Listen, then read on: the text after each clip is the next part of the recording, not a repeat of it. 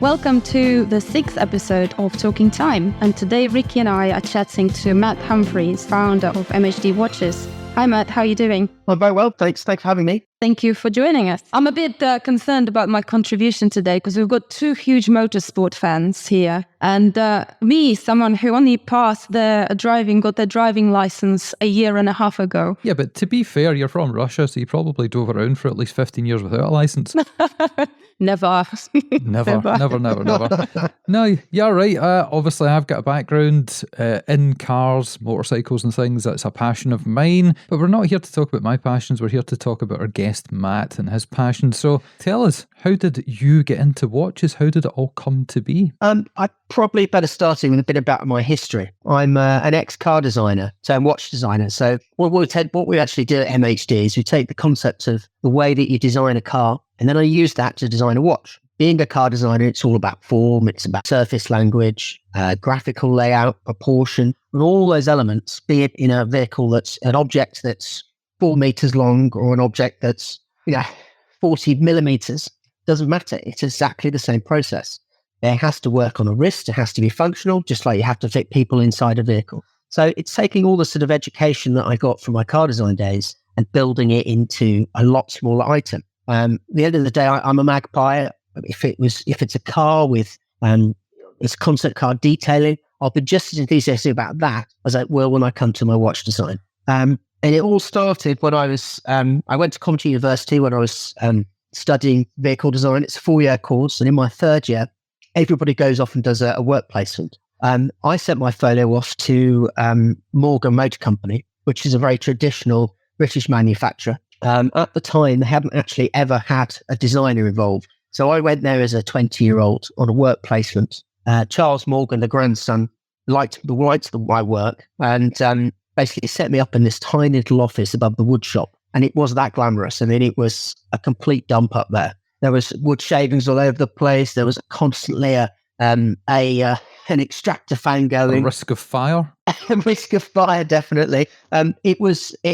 I mean, at the time I had long blonde hair, so I'd walk through the wood shop and get wolf whistled by 4 or 5 of the carpenters. It was like being thrown in the deep end, but it was the best education I ever had.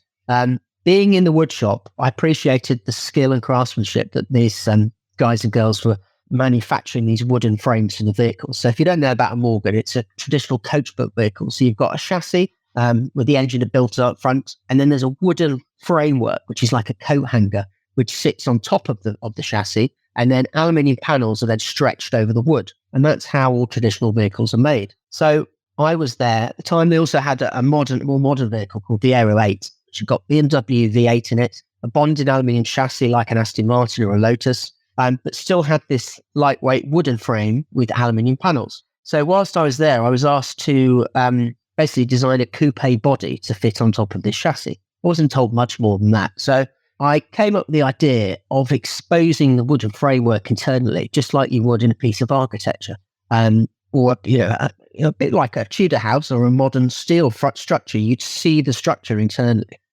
So I came up with this framework, this sort of internal skeleton, I suppose you'd call it, and then stretched this aluminium panel work over it. I went back to Coventry, made a clay model, which is what you do in vehicle design. And again, that's all about understanding surface, proportion, volume, and the way that light hits the surface and panels.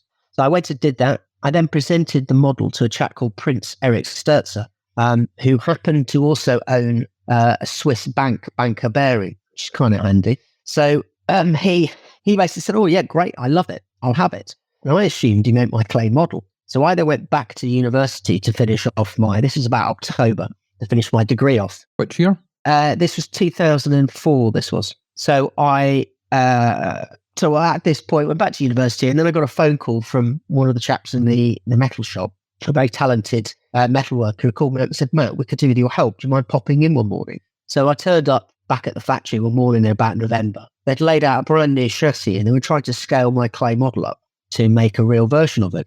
Now, when you make a clay, you exaggerate things. So the wheels, because it was a quarter scale clay, a very small one, it was only about 1.5 meters long. The wheels would be the equivalent of a 40-inch. And it never have worked. I mean, you wouldn't even got a person in it. So at that point, I then basically started working with Dave, and we would get the chassis in place, and literally put spines of wood across the front of the chassis to work out where we were going to break up the panel breakup and work out how this internal structure was going to be with the guy called Nigel Blackshaw in the wood shop.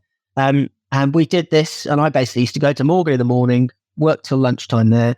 I'd sketch up everything from door mirrors, internal door handles, every single item had to be visualized. So then this incredible craftswomen at Morgan could then literally hand make it. So I'd sketch a door mirror, for example, on a Tuesday morning. By Wednesday afternoon, Dave will have made it. It was unbelievable, the process they went through. Anyway, we finished the concept car off by March, and we took it out to the Geneva Motor Show.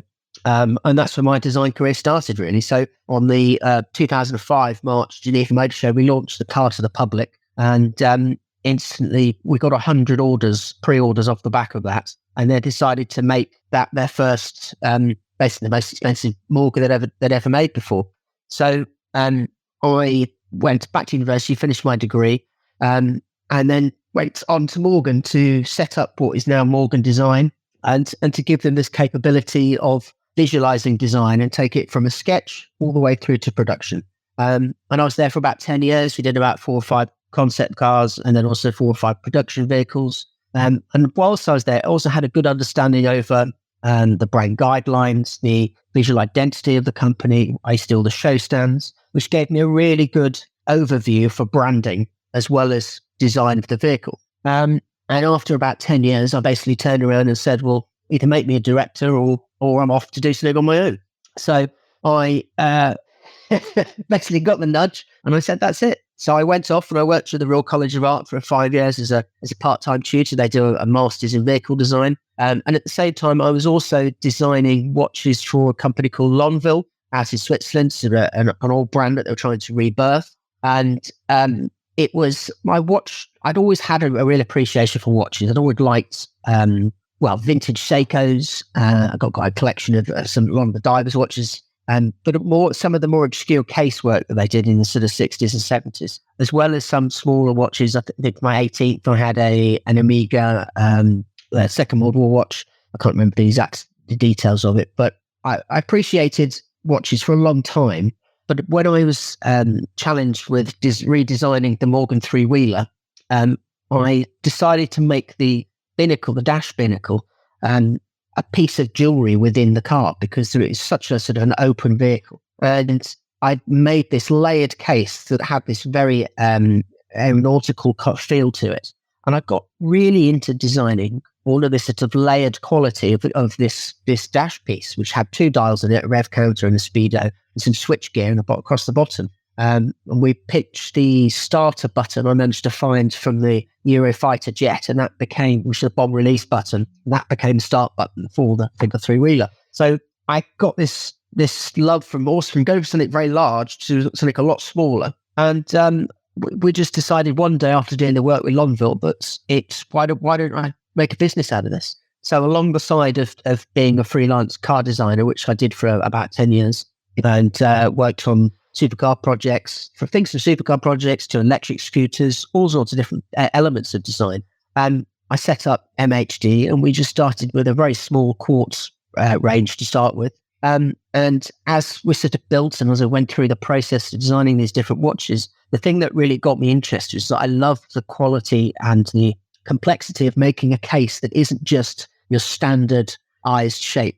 I like something that has a layered quality to it. I like an engineered feel. And what we're trying to do is give this engineered quality, this engineered aesthetic with all of our watch cases. So everything we do, every case we have is made up of 4 or 5 different elements. We have what we call the chassis, the barrel, the bezel, and then the back section that all clamps together and is fixed all the way through mechanically. So everything has got a very engineered feel. And a lot of our customer base are from the automotive world, and they're petrol heads. And they love our stuff because they see the relationship between the mechanical quality of a vintage car or a vintage motorbike.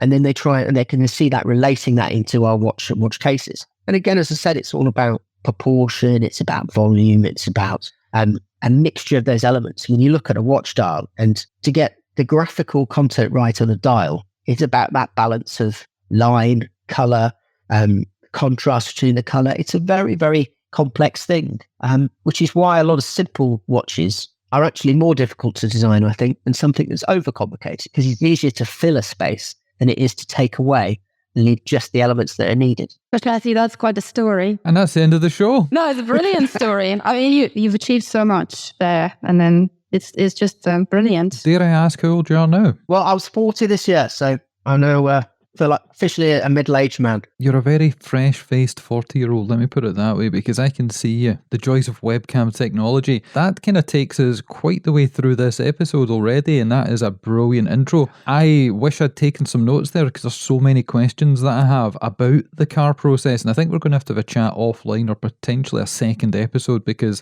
yeah, my fascination with car building, motorsports, I have never attempted to design a car. Designed a few watches in my time, but cars are just, something that I look to. And we have had Frank Stephenson on the Scottish Watches podcast in the past. You'll know who that is. Yep. He was the designer of the Escort Cosworth. Yep, great guy. He's got a brilliant YouTube channel. I think he created the new Mini, which is now the old Mini at BMW, plus tons of other Ferraris, all kinds of things. But the way you've explained that process, the way that you talked about starting off at ground zero in the education system and then moving forward, wow, I'm just absolutely blown away by it. But the question I would probably have is, why did you decide to take the car knowledge and instead of starting a car company, move into the watch side of things? Well, I did try to start a car company, actually. So okay. I did that as well. But trust me, trying to raise 500 million to do a one-off supercar is not an easy thing to be done, especially today's market where it's a different world out there. I mean, I'm a petrolhead. I love anything mechanical.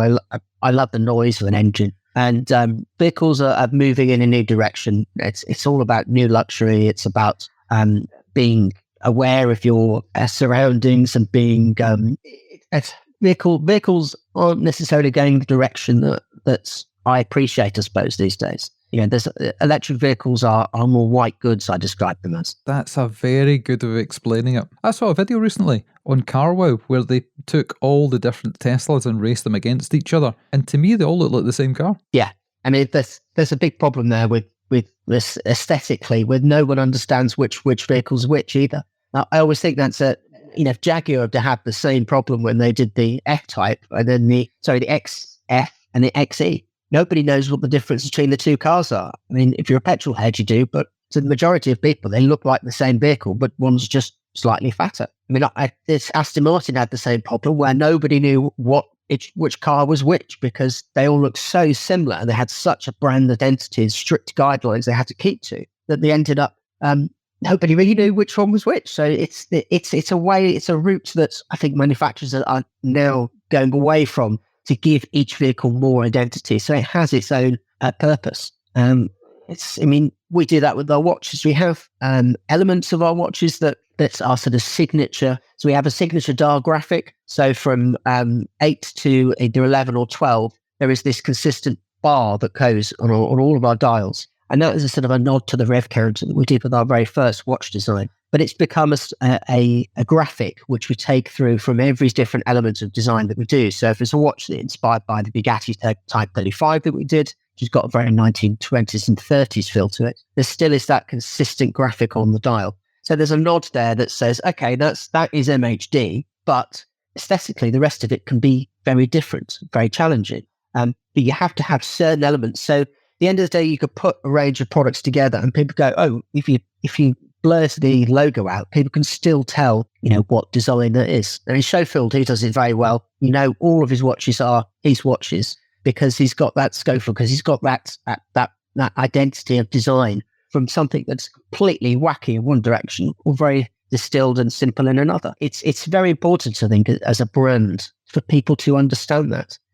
So they then appreciate it and go, well, that is that watch. That's that brand. Talking about people mistaking cars for cars. When the Boxster came out, all the 911 owners went crazy because it looked identical from the front, and they quickly changed the fried eggs to something else. But probably something that listeners won't know, especially if they're new to your brand, is we're talking about automotive-inspired designs. Your watches are not mega expensive. They should cost a lot more than they are. I've had a good look through your website. I haven't actually had one in hand yet, but that will be remedied shortly. We're not talking of our money. We're not talking Singer reimagined money, Porsche design, or anybody like that. We're talking pocket-friendly pricing for designs that you don't get anywhere else. How have you managed to take that design philosophy, your experience, and compress it down into a product that doesn't break the bank? I suppose as a designer, you try too hard in a way. If I was trying to make loads of money being a watch brand, I'd probably just take an existing case, change a dial for someone else, put someone else's movements in it,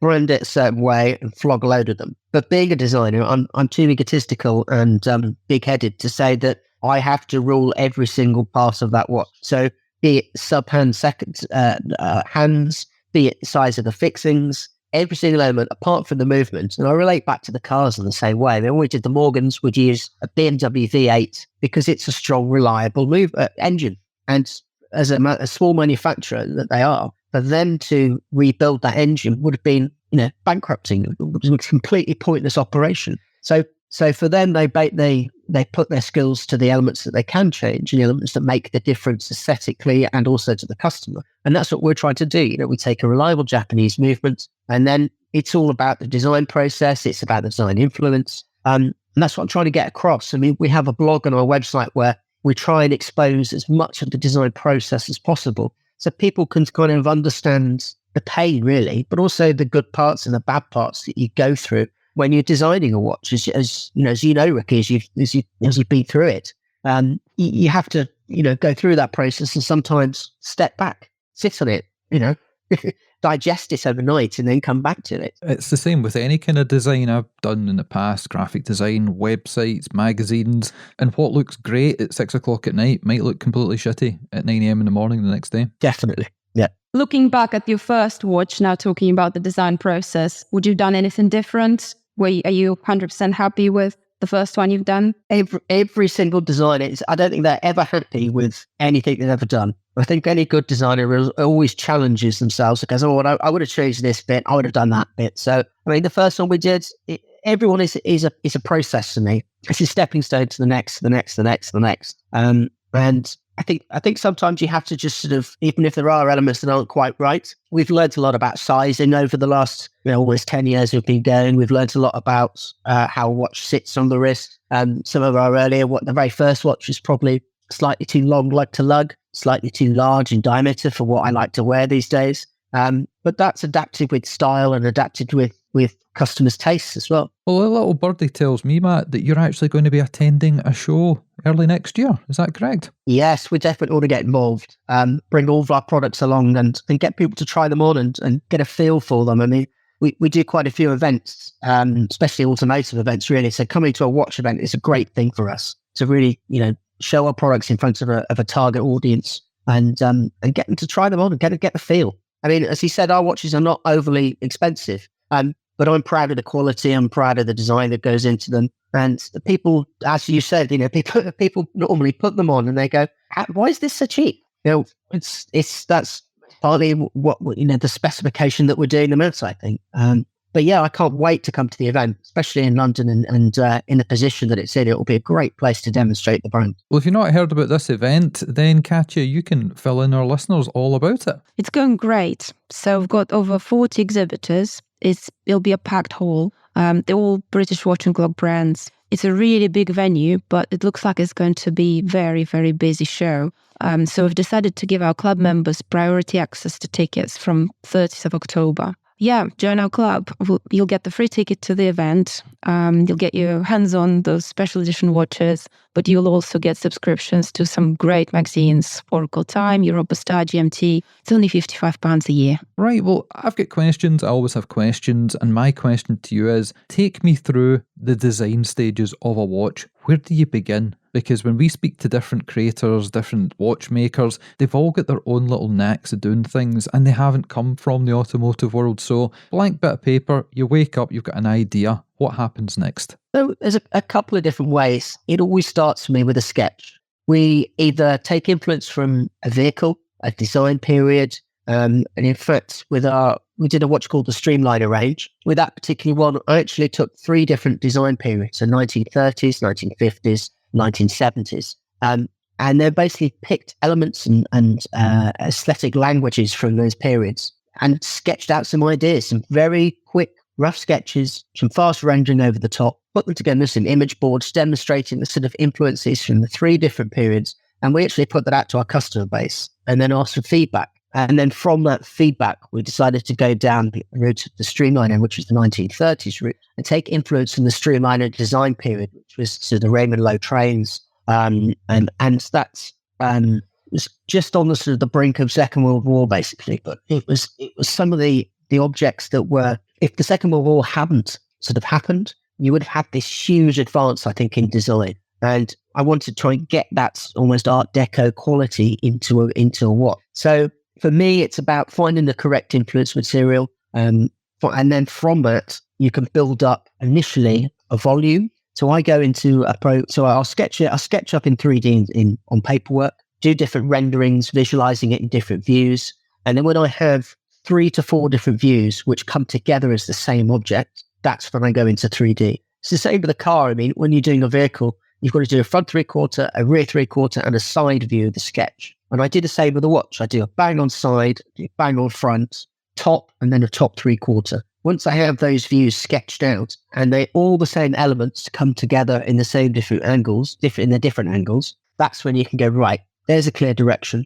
And then I'll take that into 3D. So then I go into a program called Cinema 4D, which is just a very simple polygon modeling program. Didn't expect you to say that. Yeah. I thought you were going to say SolidWorks or something else, not a Cinema 4D. Wow, okay. Yeah. I mean, for me, I'm a bit of an old school designer, really. I used to pick up the clay. So when I was doing cars, it would be done in clay, and I would literally scrape off the surface, put a tape line down, and scrape back. The reason I like Cinema 4D is that I find it more intuitive, more like clay modeling than some of the other CAD programs. And I think you need to have that balance between aesthetic, artistic, as well as functionality, especially as a designer, as a creative, I suppose. What I used to find when I was a tutor at the Royal College of Art was that I used to tutor the students in a Masters in Vehicle Design. And you'd always find that people would be able to sketch their ideas up fantastically. But then when they have to take it into CAD, the CAD would limit the design that came out at the end because of their knowledge of the process of the CAD, if you understand. So if they can't operate the CAD properly, it limits the design. So all you end up doing is having a half-assed design because you don't know enough about the CAD program. Now, if that's the case, change the program so you get the results that you want, which is why I use Cinema 4D. And I find it works perfectly for, as I said, with same with vehicles, I can pull out a volume, I can put different surface finishes on, I can pull, adapt, tweak all those surfaces and those curves and those lines as much as I want to get them as right as I want. And in car design, you're always taught to have tension in every line. Well, I was at least. And so it looks like you've got a ruler and you're pulling at 2 ends of the ruler. When that line that is curved by that's got tension in, and you're getting that tension from the piece of metal. So every single line that you see on a vehicle, I was taught, should have tension in it. And that gives it speed. So it doesn't look soggy. It doesn't look fat. It doesn't look overweight. That's where you look at like an organic, something classic like an E-type Jag. It looks fast because every line has got tension in it. It's like a cheetah moving. Exactly. And Frank could say the same thing. I mean, all of his vehicles, they all have, they look light on their feet. They've got that tension. They've got speed. When he did the McLaren P1 and stuff, when he did basing around the cheetah, it's exactly that process. Now, I try and relate that to our watches. So when you look at our side view of one of our cases, for example, that curve that comes from the bottom of the lug up to the top of the case and across, for me, that line has to be correct. Now, it has to be correct in side view, but also in plan view as well. So when you're looking at it, that curve, that volume in that case, has still got that tension that I'm talking about. And then it doesn't look heavy. It looks like it's got, purposeful form for me. Wow. This is a masterclass. Yeah, well, I don't know about that. So then from in CAD, I then work up the CAD model so that I apply different finishes. So you notice on all of our cases, I like a mixture of finishes. I like a brush surface. I like a radial brush. I like a polish. So a polish surface will help to just highlight a line, help highlight a surface, but also break up that body, that weight that you have, a whole lump. So if you've got a watch case, which is all the same finish, it's going to look like one big heavy lump. But if you highlight maybe a line that comes through and forms a shadow under it, you've broken up that surface. So you can break up a very heavy object by either putting lines through it or breaking up the finishes of it. So what I'll tend to do is I'll tend to apply different finishes, give them different options, print off a variety of options, sleep on it, wake up the next morning, as we said, review it again, look at those different ways of applying the surface finishes, applying different colors. I'll do countless different dial designs with different color breakups, different graphical workouts as well.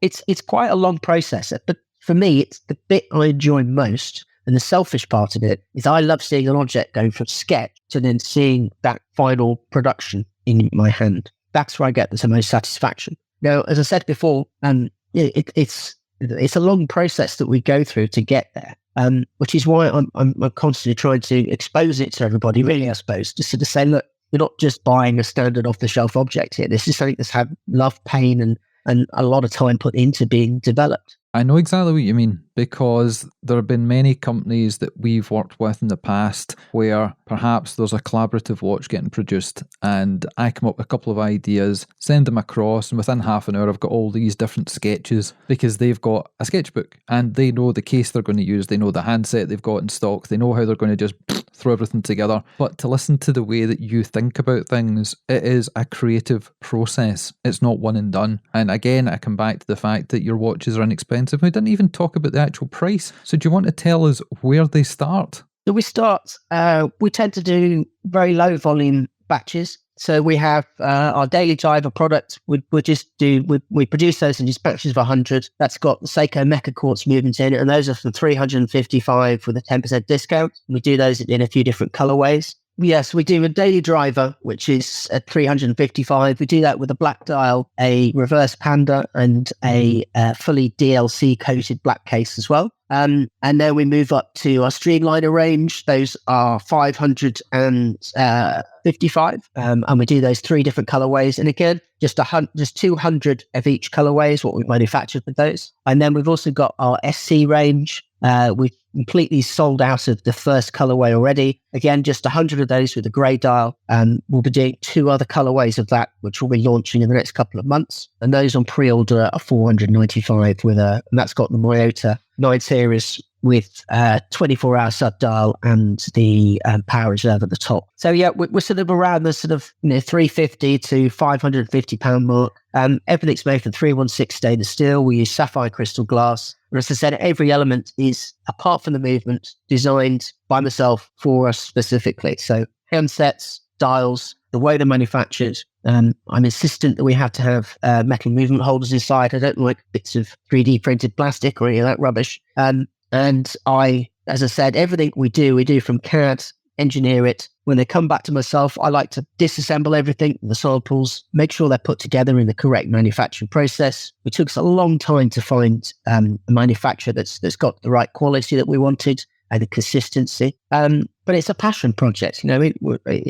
It really is passionate in that sort of way. That's why we do it. So you must be working on a new design now. We've got a couple of different designs. I've always got a few ideas in my head. I want to do a very simple 3-hand automatic next, which has got some of the qualities of the earlier watches that I like. And then I have this idea of a concept watch, which I keep dreaming about at the moment, which would be something which would be more money, but it needs to be challenging in the way that it's conceived and challenging in the way that you actually manufacture it. So I'm still mulling over ideas over that one, but we'll see where it goes. Perhaps for the British Watchmakers Day, something very special.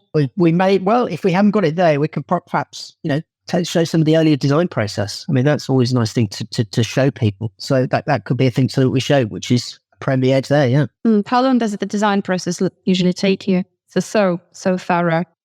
It's normally around a 12-month process, if I'm honest, from sketch to when we get samples and final production samples in, because it does take a long time to go from sketch to CAD, refinement, get samples, make sure that they're right, and then through to final production. So it's quite a long process compared to other people, I'm sure. Yes, that certainly is. That's a long time. Probably not as long as it takes to design a car, but not far off it when you consider the scales. But let's take it back to cars then. Do you ever feel like you want to dip your toe back into automotive? We mentioned earlier the white goods way that things seem to be going. Do you ever look at things and go, I could do that better? Yeah, I mean, I think if I went back into automotive stuff, I've been working, well, even in the last few months with people doing resto mod vehicles, so taking classic car, but then basically giving it modern engineering, but then modern design aesthetic as well. So things like the Singer Porsche that's out there, there's Lancia that's being done by Automobile Amos in Italy, and there's quite a few of these resto mod vehicles out there. I think it would be more down the lines of that if I was ever to go back into it. The problem I have is that I was so spoilt at Morgan because basically everything I sketched got made. If I went into a car studio, I wouldn't have the same privileges really. So I've been a bit spoilt in that sort of sense. I've got the question of all of these incredible designs and projects you've done since you were 20. Which one is the most special for you? Probably the first concept car I did when I was 21, the Morgan Aeromax. I still have its inspiration is a very architectural sort of form, which I love. I love the fact that the wooden framework, which is internal, it basically the aluminium is just pulled across it, and it is true to its form follows function. So the function of the wooden framework is there, and it dictates the form on the outside. And I love that's in the philosophy behind that. And it's always going to be special to me because I was just 21 in Geneva on the show stand with a jacket that was way too big for me, with press walking up to me going, "Who's this? Who's this 21-year-old kid stood next to this car?" So it has a lot of very fond memories for me. And I think it always will do. And it was great. The other week, I live in Gloucestershire, in Cheltenham, and there's a hill climb over one called Prescott Hill Climb. And I took my son, who's 4, for a morning to go and watch the cars race up the hill. And there was an Aeromax stood there. And it's the first time I got to introduce him to the car and sort of say, because he just says like, "Daddy makes watches," that's it really. So it was quite cool to sort of say, well, no, before Daddy made watches, that he used to make those things over there. And he sort of laughed at it, and then I wanted an ice cream. So completely disregarded. They're cruel. They're really cruel and therefore. It's a nice experience. Yeah. Well, I've got a couple of questions just to put you on the spot a little bit. Here are 2 for you. The first one is, if you had the opportunity to redesign a car that maybe you liked but thought you could do better from the past, it could be anything, Model T, right the way through to, as we mentioned, Teslas and stuff, Lucids. What would the car be that you'd want to fettle with and meddle with? We'll be here for 5 more hours now. Yeah. The number of cars you'll be now bringing up. I think aesthetically, I have a passion for, which again goes back to the Aeromax, why I love it so much, sort of 1930s and 20s.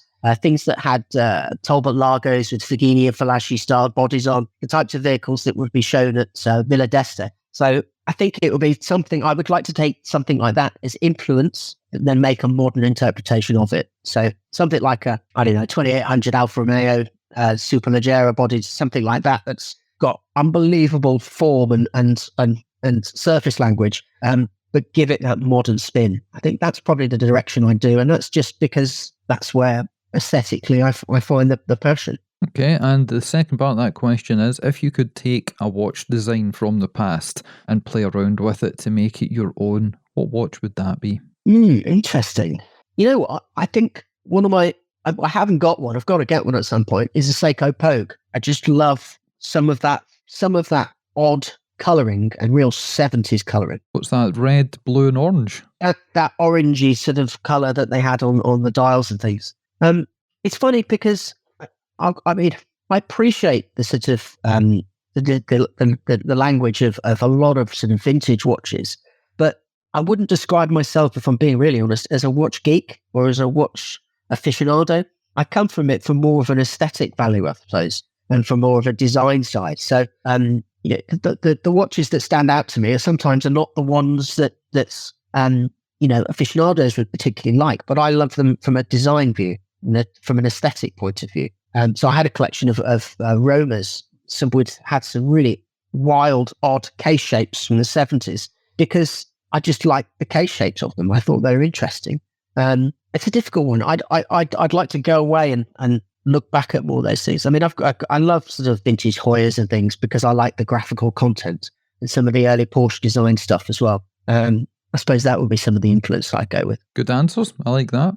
It's hard to sometimes grab somebody, put them on the spot, and then have them come out with ideas because so many can flow. You could be thinking of so many different cars, so many different watches. So you did really well there. Right, Katya, where do we take this man next? Well, I was going to ask if you were given that opportunity, Ricky, which watch would you redesign?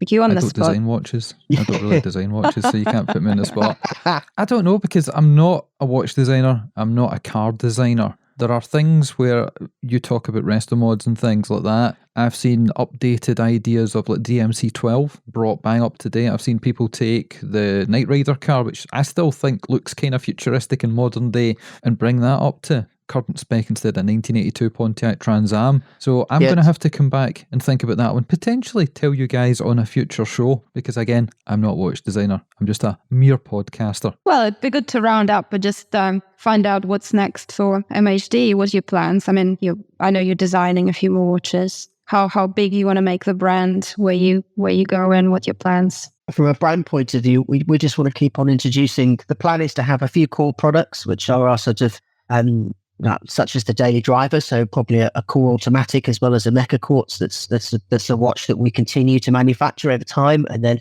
we can adapt dial colors and the graphical content, and then keep introducing different more limited editions, taking influence from. We just did a watch that was inspired by Gandini, who's the car designer who designed the Lamborghini Countach. So do similar things like that. So basically, in a very selfish, egotistical way, basically take things I love and say, right, let's take a 356 Porsche. Let's use that as influence to design a vehicle around it. And it doesn't have to be more complicated than that for us. I like the fact that we are doing basically just what we like to do. I'm not trying to make a statement in horology. I'm just trying to basically give people products and watches that they appreciate and they love the design of them, and they wear them with pride. And that's what I would like to achieve with our brand, really, is that we don't take ourselves too seriously. Okay, I talk very serious about the design process, but at the end of the day, I just want someone to put the watch on and just love it. Recently, my brother started to get into watch collecting, and he's never really been a watch person, but it's interesting watching him and how he'll go buy a Timex or low value stuff and get just as much excitement out of, I just found this, I just found that, I like this colorway, do you like this? And great, you know what, that's what I want our customers to feel the same way. I want them to go, have you seen the new MHD with that color day, that chain, and appreciate it and not feel it's going to actually charge the world for them to get to have it. And that's where I see us going, really. Well, I see what you're talking about there, and I agree with you. It's all about aesthetic, because any watch, as long as it's got a movement that's accurate and works, and it doesn't hurt your wrist when you wear it, all watches are the same. It's all about opinion on creativity. And I like to think of watches as twofold. One is they're artistic. You're having a little bit of flair on the wrist. I say this for my own personal benefit. Men don't really wear much in the way of jewellery. You can't get away with crazy necklaces and bangles and stuff as much as I try my best. So it's always good to have a cool design on the wrist. The sort of second thing is, it doesn't have to cost a lot of money. You're exactly right with your friend that's talking about Timex. I've got watches that are maybe £40, £50, G-Shocks, little limited edition things that are under £100. And I get just as much fun out of that as wearing something from Omega, something from Tudor, something from Rolex. So it's all in the eye of the beholder. Just really impressed with everything that you have unfolded today. Ahead of time with these episodes, I do the bare minimum amount of research, because I want to come in here along with the listener and bring them on the journey of exploration and finding out. And if I'd been through your website, if I'd read your About Us page and all that, I'd already have knowledge that they don't have, and I'd be one step ahead. So I'm really glad that I ignored everything, ignored Katya's advice, ignored all the stuff that she sent me, and just hit the road running. No pun intended, but it's been absolutely fantastic having you on the show. And I think, we're definitely going to have a chat, because I want to see some of these pieces in real life well ahead of our event. And I think, if you can afford to send me one or two up just to have a look at for a little while, take some pictures and then return them, that'd be fantastic. Yeah, we'd love to, definitely. I would love to get your opinion on them, actually. I always like to have in a selfish way, I find having a designer's opinion is even more gratification sometimes. So it's always nice to share ideas and thoughts. So I'll definitely get you something. That'd be great. I will pretend to be a designer that day for you. Katja, do you want to tell the people all about the Alliance and all the news that's been happening over the last few months? We've got lots happening. Obviously, the event that we've mentioned before, and then we're creating a careers hub as well. That's going to take us a few months. So we're getting all that set up where we're going to basically link all the British employers with all the students and all the workers in the sector, no matter what you do, from sales and design into being a watch or clockmaker. So we're just going to try and pull everyone together on that hub. We've also got website updated every month, and what we do is feature different trade members, watch and clock companies, tell their stories, and that's what the Alliance basically is about. Yeah, I think that's that. So there we go. All it needs to be said is thank you for coming on the show, Matt. And if you want to tell the listeners where they can find out more about you, your design process, and of course, how to get hold of your watches. That's great. Thanks, everyone, very, very much for having me. It's really nice to have a discussion on design and our products. And check us out at www.mhdwatches.com. As easy as that. Well, thanks for listening. Be sure to check out the next episode. We're not going to tell you who's on it because we don't even know who's on it. That's how close to the wind we fly with these things. It could be any brand. It could be a creator, a designer, a watchmaker. Who knows? All we know is it will be good. So thanks for listening. Thank you. Thanks.